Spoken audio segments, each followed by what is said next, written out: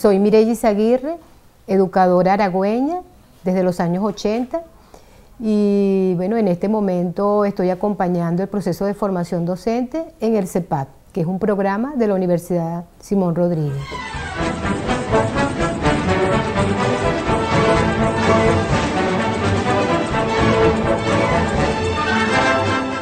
Para mí es un método de investigación, de producción de conocimientos para la emancipación, porque eso te da la posibilidad de construir nuevos conocimientos, nuevos y distintos conocimientos.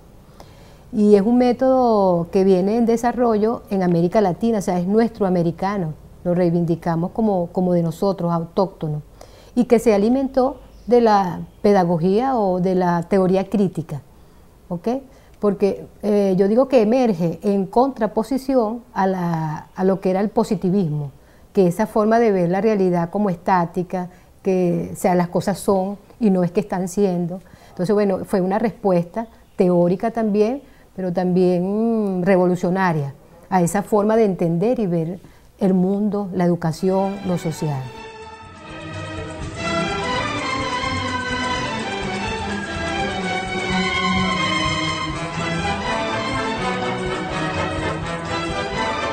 Yo digo que el punto de partida de la sistematización es la experiencia, reivindica la experiencia, lo cotidiano, lo que hacemos todos los días. Entonces, ¿qué se puede sistematizar? Por ejemplo, en el campo de la educación, un educador puede sistematizar su práctica pedagógica, su cotidianidad.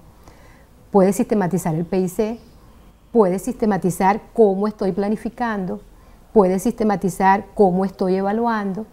También el directivo, un personal directivo también puede sistematizar su práctica como director, como, vamos a decir, coordinador de una gestión educativa.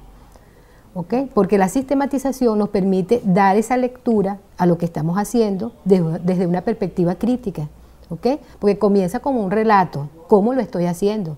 Pero el propósito de este método es que tú problematices lo que estás haciendo, o sea, que pongas en interrogación qué estás haciendo, por qué lo estás haciendo, a qué tributa y qué estás logrando con lo que estás haciendo.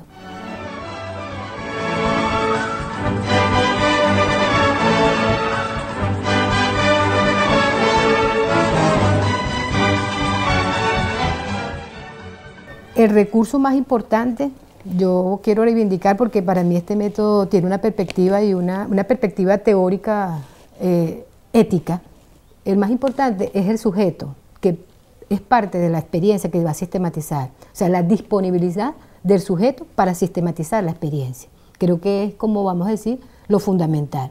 Después vienen los equipos tecnológicos, que uno de los fundamentos para sistematizar una experiencia son los registros, que pueden ser registros diarios, ¿verdad? Libros de anotaciones, registros fotográficos, ¿ok? Porque esa es la base para tú comenzar a reconstruir o a relatar la experiencia que tú quieres sistematizar.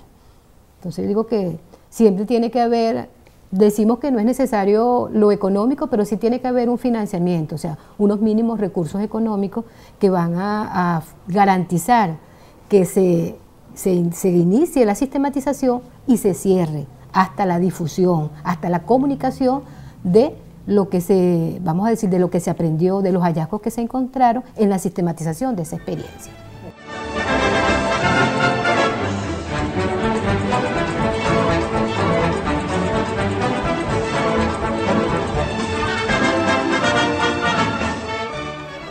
Para sistematizar no hay una receta. En una oportunidad, Óscar Jara planteó 5 puntos, que es punto de partida hasta el punto de llegada. Pero también él después problematizó esos 5 puntos y no hay una receta para hacer una sistematización, sino que hay unas dimensiones, unas fases, ¿verdad? Unos momentos que debe caracterizar un proceso de sistematización. Porque, bueno, otro aspecto que también expresan los que han desarrollado este método, que el método no es, que el método también está en disponibilidad de seguirse nutriendo, de seguirse desarrollando. Quienes hacemos sistematización podemos dar aporte, ¿verdad? Para, en este caso, como se está planteando este video, acercarlo más a la gente, ¿verdad? Porque nosotros tenemos una concepción de la investigación que para hacer investigación hay que ser muy, o sea, una cosa no sé, cotidianamente muy sesudo, pues hay que ser demasiado intelectual para hacer investigación. Sin embargo, el método de sistematización de experiencia reivindica lo que tú sabes ya, lo que tú haces ya. Entonces reivindica tu experiencia y reivindica tu saber. No es desde la entrada que te va a decir, vamos a problematizar lo que tú estás haciendo, no, sino que comienza y el punto de partida es qué tú sabes y qué estás haciendo. Entonces reivindica que es la unidad entre sujeto y objeto de estudio. O sea, el sujeto de estudio es el participante y el objeto de estudio es su práctica. Entonces, bueno, ahí se está imbrincado esa unidad que estamos planteando. Entonces, bueno, tiene que ser participante en la experiencia. Luego, bueno, la planificación, que siempre la planificación de la sistematización pasa por unas preguntas y unas interrogantes. Y la primera es, ¿cuál es la experiencia que voy a sistematizar? Es como definir la experiencia. Como dije anteriormente, bueno, es mi práctica pedagógica, es mi práctica cómo planifico yo el día a día en mi escuela como docente, es mi práctica de cómo planifico yo o cuál es mi gestión como directivo en el día a día en mi institución. Entonces, bueno, primero definir que en el sistema tradicional se llama delimitar el objeto de estudio, ¿ok? Entonces, ¿cuál es la experiencia que voy a sistematizar? Luego, bueno, comenzamos como el registro, que eso quede grabado, esa experiencia de cómo lo hago, vamos a decir, los formatos, los instrumentos, los registros. Si es la práctica pedagógica del maestro, esos serían los fundamentos, que vamos a llamar los registros de la experiencia, los registros de la experiencia. Luego, bueno, se parte como de un relato, cómo lo estoy haciendo, como echar el cuento. Ah, bueno, lo hago esto, cómo lo hago, para qué lo hago, cuáles son mis instrumentos, ¿ok? Entonces es el relato. Y después que hagamos ese relato, es como la interpretación crítica, o sea, es como la mirada de lo que estoy haciendo. Eso que estoy haciendo es como interrogar a eso que estoy haciendo, que está expresado en un relato. Entonces, bueno, ¿a qué tributa eso que estoy haciendo? ¿Es pertinente que yo, por ejemplo, es pertinente que yo aplique el instrumento de la prueba objetiva en la evaluación para saber qué es lo que los niños saben? O sea, es como comenzar a interrogar eso que yo estoy haciendo. Y después de interrogar viene la problematización. Entonces, bueno, de verdad, esto tributa al objetivo que yo me estoy planteando, y esa problematización implica el replanteo.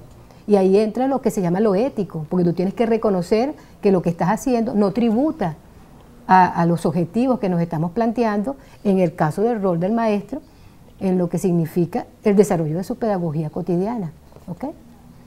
Entonces eso, después la interpretación crítica, bueno, ahí entra lo que se llama las experiencias, poder definir cuáles son los aprendizajes que te deja haber analizado, haber hecho el relato y haber analizado críticamente esa experiencia. ¿Qué aprendiste? ¿Qué aprendizajes te deja esa experiencia? Otro es cuáles son los hallazgos, de qué te diste cuenta también. Siempre hay hallazgos. Cónchale, me di cuenta que eso no, de verdad, eso es estandarizado. Eso no permite de verdad que el niño esté seguro a expresar sus aprendizajes, ¿ok? Entonces, bueno, me doy cuenta de los hallazgos. También es bueno escribir, bueno, me di cuenta de esto, de esto. Y bueno, yo digo que hay otro paso que es darte cuenta de esa transformación. O sea, tu transformación y lo que tu transformación va a generar como transformación en el contexto que tú te desenvuelves. Porque precisamente esa es la intencionalidad del método que estamos impulsando. Es para transformar, es para, vamos a decir, adecuar lo que nosotros estamos haciendo a los objetivos que nos estamos planteando. Entonces no te vas a quedar en la reproducción, en seguir haciendo lo que estás haciendo, sino que tiene que haber un replanteo. Entonces ese es un momento también, qué es lo que vas a transformar. Y la otra es la comunicación, que siempre allí tenemos esa, vamos a decir, esa es una de las fallas que tenemos en este sistema. Yo lo he dicho que la publicación es un privilegio, no todo el mundo puede publicar lo que hace, lo que escribe. Entonces, bueno, otro ese es un paso también que dice la sistematización. No podemos producir un conocimiento y guardarlo, sino que tenemos que comunicar.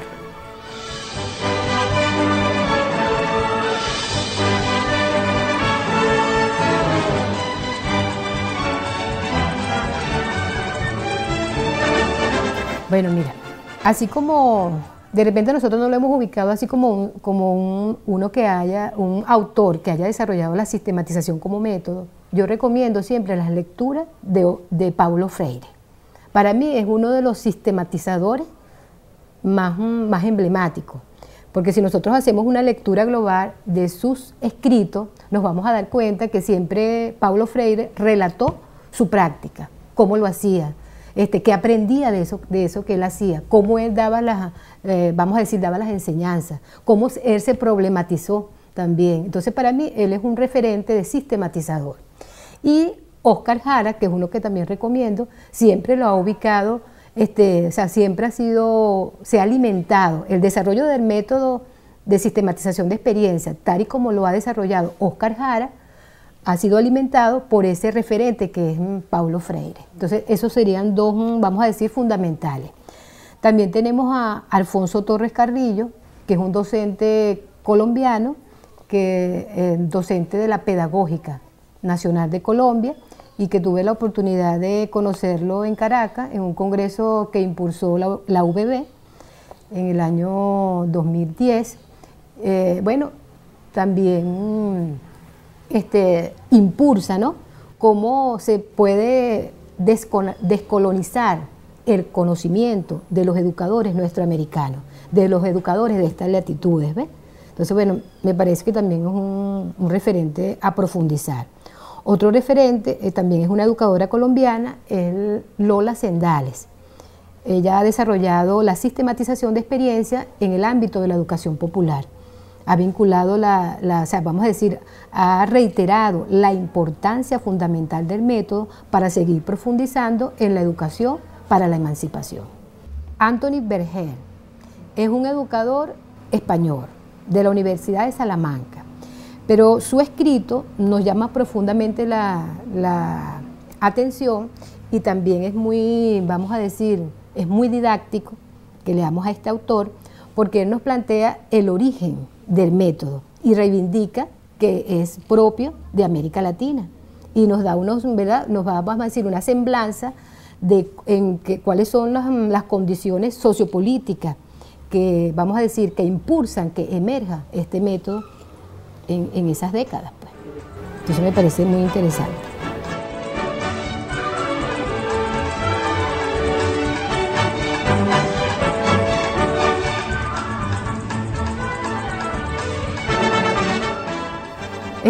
Muchas veces vamos hacia los maestros y abordamos a los maestros en la perspectiva de la formación y partimos de que el maestro no sabe. No es que el maestro no sabe investigar, es que el maestro no sabe didáctica, el maestro no sabe, ¿ves? Entonces este método va a reivindicar lo que el maestro sabe, porque el punto de partida es la práctica del maestro, cómo lo está haciendo y su saber. Lo que no justifica que si lo está haciendo tradicionalmente lo vamos a dejar allí el método te va a dejar allí, todo lo contrario. El método te ayuda a transitar de la conciencia ingenua a la conciencia crítica. O sea, este es un método que nos permite hacer ese tránsito.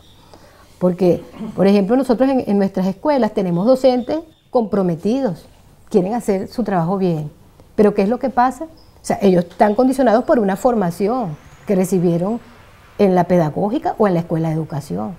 Y esa formación, vamos a decir, reiteró la reproducción del sistema educativo que tenemos. Entonces, bueno, ¿cómo problematizamos esa forma de entender y ver la educación? Bueno, ahí está el reto y la pertinencia de este método. Es a partir de lo que él sabe, cómo está planificando, cómo está evaluando. Y desde la reflexión de lo que está haciendo, es que vamos a ir el tránsito de la formación. Por eso que también creemos que el método es pertinente a la formación docente que hoy estamos planteando en este momento. ¿Okay? Reconoce al maestro. Bueno, reivindica la experiencia y el saber del maestro y ese es su punto de partida. Pero hay un aspecto que yo lo veo siempre y lo he reflexionado y lo he dicho en varios ámbitos, es reivindicar el saber del maestro, que es el que hace la escuela todos los días. Nosotros tenemos muchos escritos de educación, pero son, vamos a decir, son personas que nunca han estado en una escuela, vamos a decir un año escolar, sino que han visitado escuelas y por visitar la escuela se han atrevido a escribirla. Entonces, bueno, el reto y el desafío histórico que tenemos es que quienes hemos hecho educación, escribamos la educación. Y es un reto histórico porque, por ejemplo, yo siempre reflexiono que Piaget fue biólogo. Montessori, que muy buenos aportes, ¿no?, y pertinentes aportes en su tiempo, Montessori era médico. El mismo Freinet era un soldado de la guerra, ¿verdad? Y son buenos y excelentes aportes, pero queremos reivindicar hoy que el maestro que hace la escuela también escriba la escuela. Entonces, bueno, yo digo que este es un método que puede viabilizar ese sueño.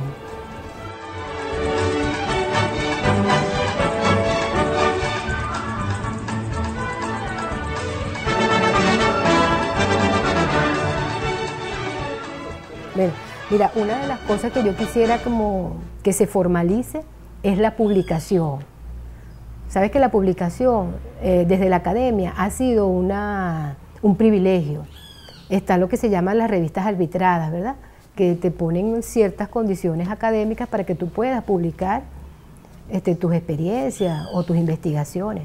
Entonces, bueno, yo digo que la sistematización de experiencias, si vamos a desarrollarla o si la estamos desarrollando desde el Ministerio de Educación, tiene que ser un instrumento para publicar y democratizar las experiencias de nuestros maestros, ¿ok?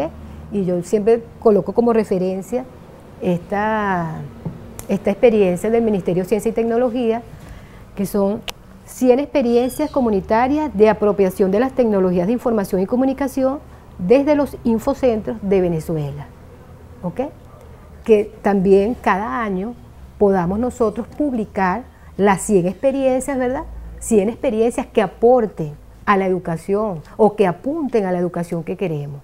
Entonces yo digo que eso es una de las cosas que tenemos que formalizar, ¿ok?, en las gestiones educativas, regionales y nacionales, la publicación y la democratización de las publicaciones, ¿ok?, que vamos a decir, es un momento de la sistematización de experiencia como método.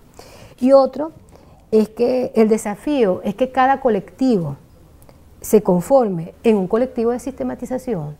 Por ejemplo, aquí, ¿verdad?, si nosotros somos el colectivo que coordina este centro de formación, bueno, tenemos que ser un centro, tenemos que ser un colectivo que está sistematizando cómo se está dando el proceso de la formación, ¿ok? Si estamos en el colectivo, en una escuela, ¿verdad?, el colectivo de docentes tiene que conformarse en un colectivo de sistematización de la práctica pedagógica.